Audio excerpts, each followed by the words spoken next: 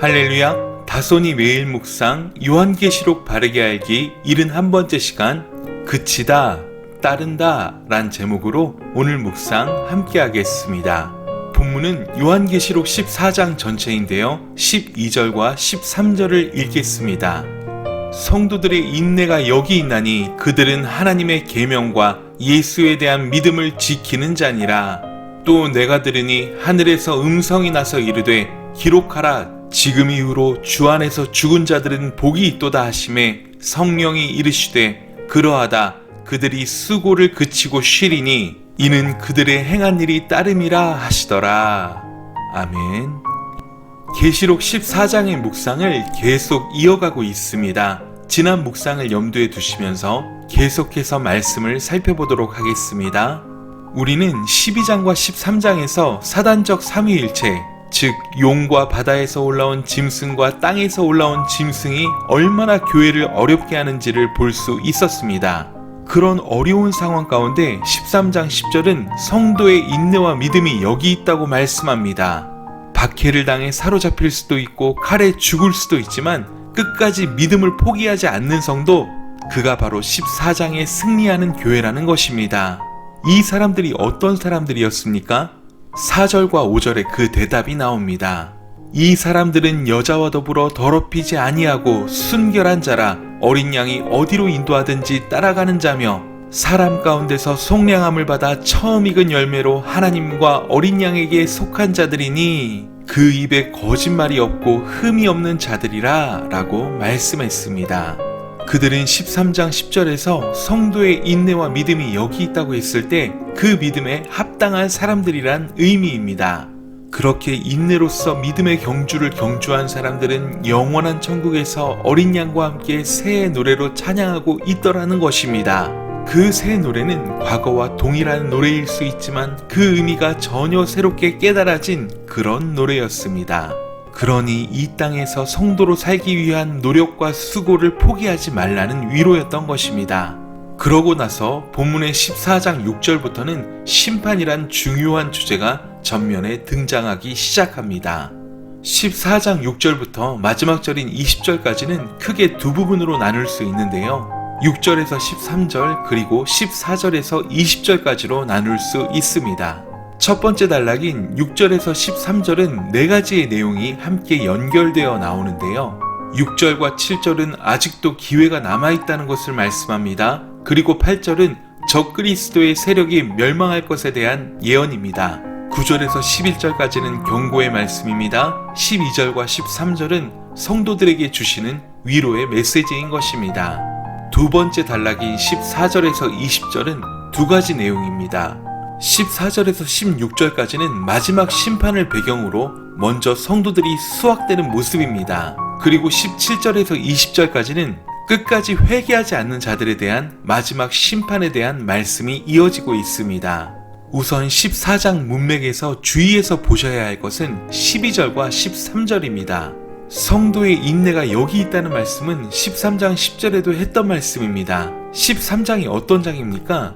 교회가 적그리스도의 세력들의 미혹에 어려움을 당하는 내용입니다. 그런 어려움 가운데 거룩하고 순결한 그리스도인으로 살아내는 것이 바로 성도의 인내요, 믿음이란 것입니다. 그런데 12절의 배경이 무엇입니까? 역시 13장의 내용을 축소해 놓은 것입니다. 그만큼 어렵다는 것입니다. 성도는 그런 세상 속에서 어떻게 산 사람들입니까? 하나님의 계명을 지킨 사람들입니다. 예수에 대한 믿음을 지키는 자들입니다.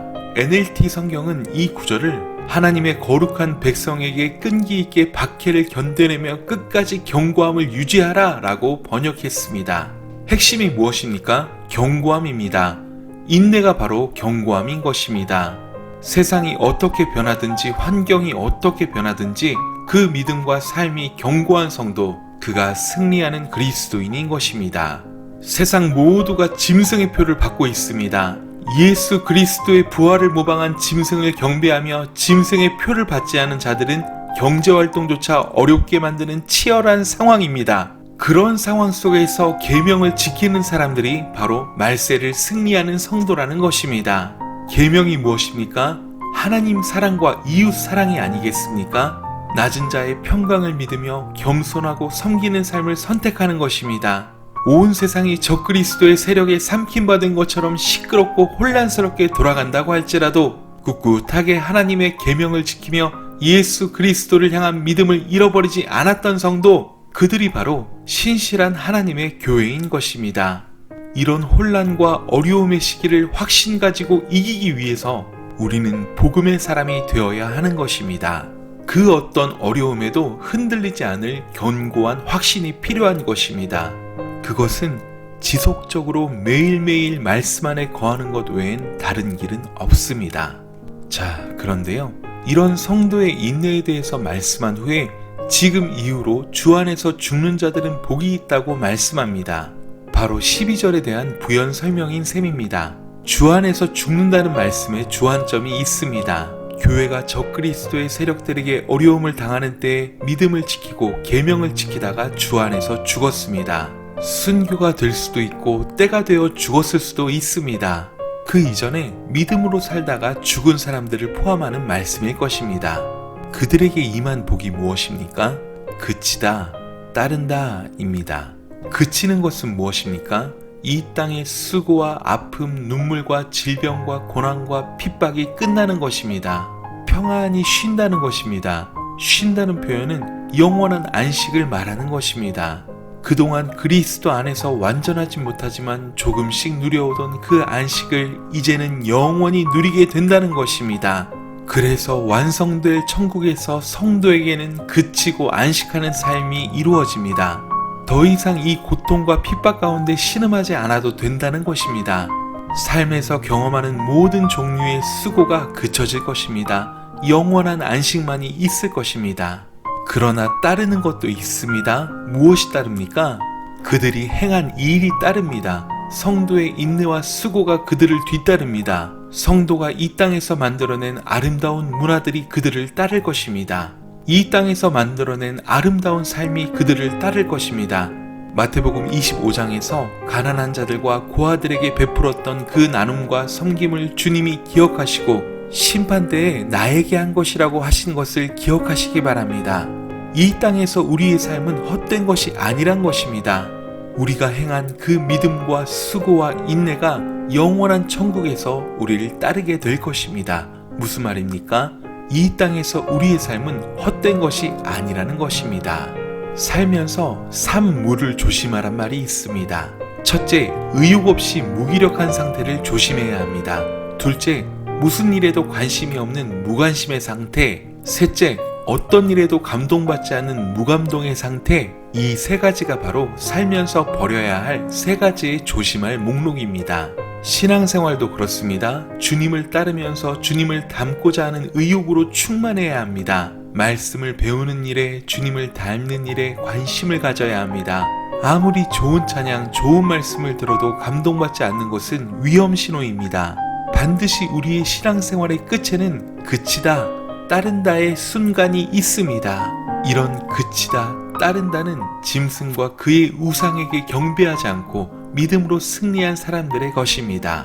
이 말씀을 굳게 믿고 흔들리지 않는 견고함으로 믿음의 길을 걸어갈 수 있기를 주의 이름으로 간절히 소원합니다. 힘들어도 어려워도 유혹이 많아도 평생을 흔들리지 않게 걸어갈 수 있는 예수 그리스도를 만나시고 그런 예수 그리스도를 말씀을 통해 견고하게 세우시기를 간절히 소망합니다. 오늘 본문 13절의 말씀을 읽고 묵상을 마치도록 하겠습니다.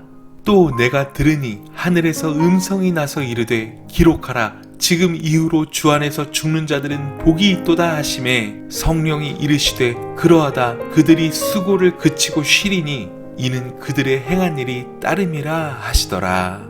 아멘. 사랑하고 축복합니다. 샬롬.